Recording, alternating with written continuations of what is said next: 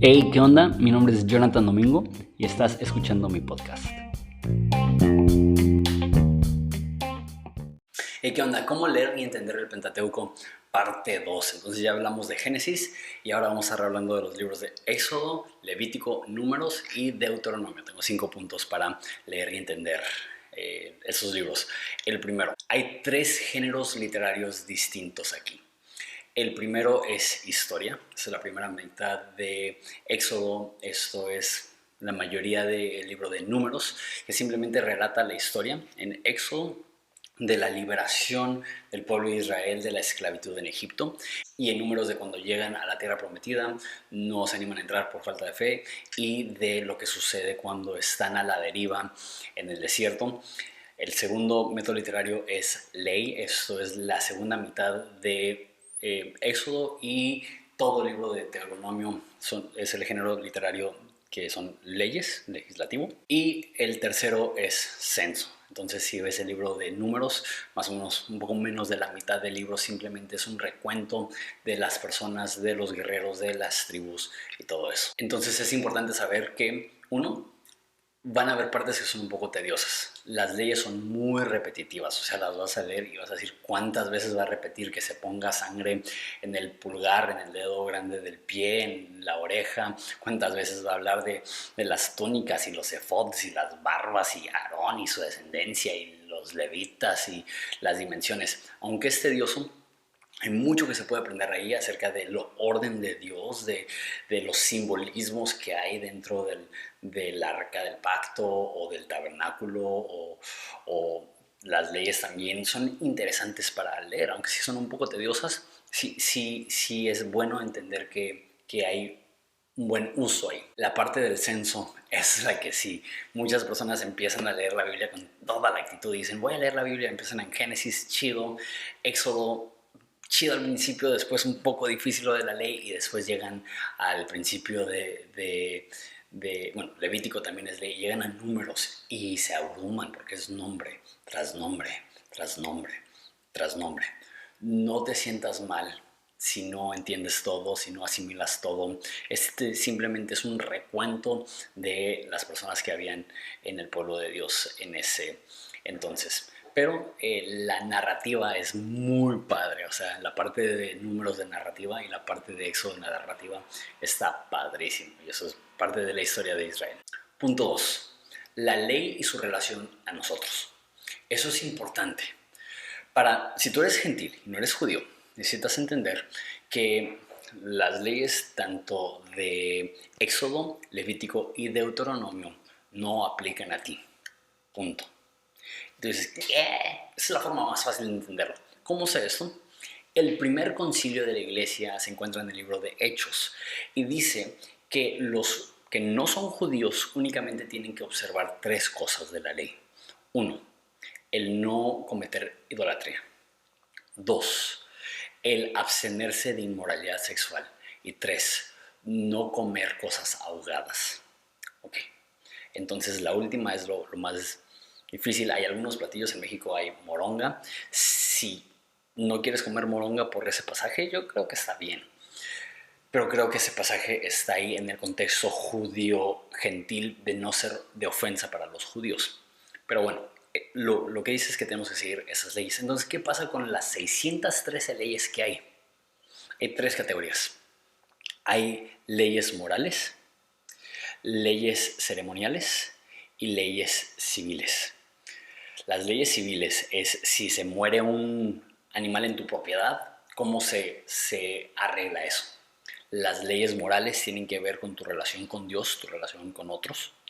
Y las leyes ceremoniales tienen que ver con cómo purificarte cuando has ofendido a Dios. Ahora, de las civiles, entiende, no tenemos que seguir las leyes de los judíos de qué es lo que pasa cuando se muere un burro en tu propiedad. La gente acepta eso. De las ceremoniales entendemos que estamos bajo un nuevo pacto y no tenemos que ir a matar a un cordero cuando pecamos. Pero de las morales, ahí es donde dicen, ok, ¿cuáles de esas entran dentro de las morales? Ahí se habla de tatuajes, ahí se habla de homosexualidad, ahí se habla de un chorro de cosas que son polémicas porque aparecen en la ley. Eso es la forma sencilla de entenderlo. Jesús y los apóstoles nos enseñan qué es lo que debemos de seguir, cuáles son los mandamientos que debemos de seguir. Y sí van a haber muchos que vienen en los mandamientos de Moisés que debemos de seguir, pero no necesariamente porque aparecen en la ley de Moisés, sino porque aparecen en los escritos o en las enseñanzas de Jesús y en los escritos de los apóstoles de la iglesia primitiva.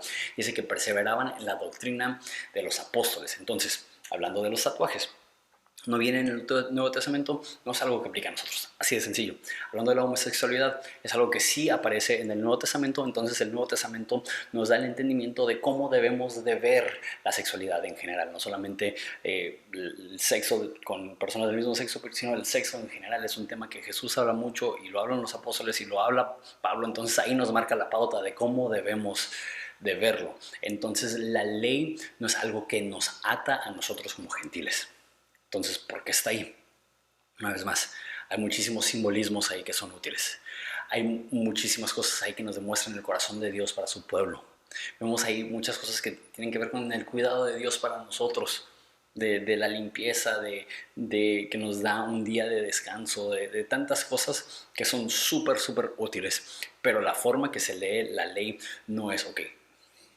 No debo de cortarme la barba y no debo de mezclar mis ropas y así, no. Vamos al Nuevo Testamento para entender cómo debemos de vivir como cristianos. Y las cosas que se empalman como en la ley, chido. Las cosas que no vienen en el Nuevo Testamento, pero vienen en la ley, eso fue escrito para Israel bajo el Viejo Pacto. 3. Moisés como una figura mesiánica. Moisés es uno de los personajes más importantes de la Biblia. De hecho, cuando Jesús habla del Antiguo Testamento, dice Moisés y los profetas. O sea, habla de los escritos de Moisés y cita muchísimo a Moisés. Es una figura mesiánica. Es un representante de lo que Jesús iba a hacer. De hecho, la esclavitud en Egipto es una imagen que en toda la Biblia se utiliza como un ejemplo de la esclavitud al pecado.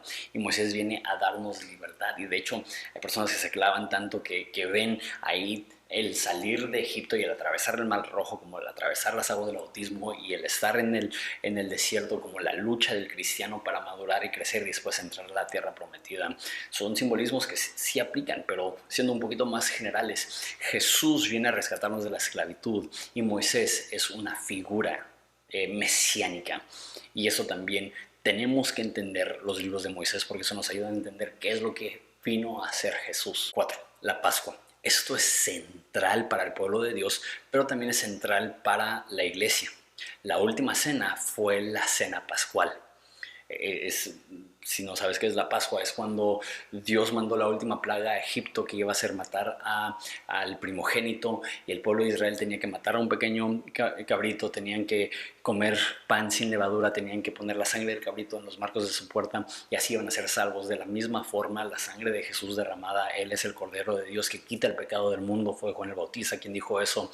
Es lo que nos libra de todas las consecuencias del pecado, de la muerte, de la ira de Dios, de la perdición. Todo eso fuimos rescatados de ello por la muerte de Jesús, y la Pascua es una imagen de eso. Entonces la Pascua es importantísimo, como que darte el tiempo para entender la importancia tanto para el pueblo de Dios, que es el contexto en el cual nació Jesús, y las consecuencias que eso tuvo para la iglesia cuando ellos adaptaban la cena pascual y lo convertían en la Santa Cena. Y quinto punto, el pecado brutal de la queja.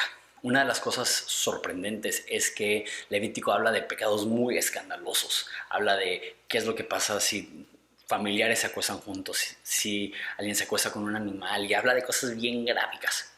Pero cuando vemos el día al día de los judíos, la cosa por la cual Dios se molestó más fue la queja, que eran quejumbrosos. ¿Por qué nos sacaste de Egipto para morir en el desierto? Y quejas, y quejas, y quejas. En el Nuevo Testamento, Pablo dice que las personas que no honran a Dios ni le glorifican, no le dan gracias. La gratitud es parte de la adoración a Dios, y la contraparte de eso es que ser quejumbrosos es atentar en contra de la benevolencia de Dios, porque cuando nos quejamos lo que estamos diciendo es: Dios, no me estás tratando como quisiera ser tratado, como yo merezco ser tratado. Y eso está mal. Cuando leas el Pentateuco, nota cada vez que se quejan y nota la reacción de Moisés y nota la reacción de Dios y date cuenta lo peligroso que es desarrollar hábitos de queja en tu propia vida.